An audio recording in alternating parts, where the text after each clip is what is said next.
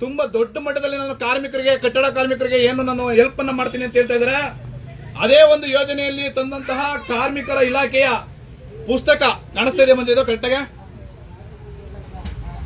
ನೋಡ್ರಿ. ಇಲ್ಲಿ ಲಾಟ್ ಬಿದ್ದಿದೆ ನೋಡ್ರಿ, ತೋರಿಸಿ ಮಂಜೂರ, ದೂರದಿಂದ ತೋರಿಸಿ. ಲಾಟು ಕೆಜಿಗೆ 70 ರೂಪಾಯಿನಂಗೆ ಕಾಳ ಸಂತೆಯಲ್ಲಿ ಮಾರ್ದಂಗ್ ಮಾರ್ತಾ ಇದ್ದಾರೆ ಕಾರ್ಮಿಕ ಇಲಾಖೆಯ ಪುಸ್ತಕವನ್ನ. ಇದ್ರ ಬಗ್ಗೆ ಯಾರು ಇದನ್ನ ತನಿಖೆ ನಡೆಸ್ತಾರೆ, ಇದ್ರ ಜವಾಬ್ದಾರಿಯನ್ನ, ಇದ್ರ ಒಂದು ಹೊಣೆಯನ್ನ ಯಾರು ಹೊತ್ತಾರೆ ಅನ್ನೋದು ದಯವಿಟ್ಟು ಕಾರ್ಮಿಕ ಸಚಿವರು ಮತ್ತು ಕಾರ್ಮಿಕ ಅಧಿಕಾರಿಗಳು ಇದ್ರ ಹೊಣೆಯನ್ನ ಹೊರಬೇಕಾಗುತ್ತೆ.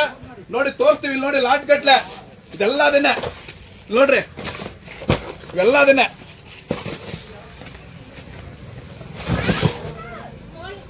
ತೋರಿಸಿ ಮಂಜು ನೀಟಾಗೆ ಚೀಲಗಳಿತ್ತಲ್ಲಿ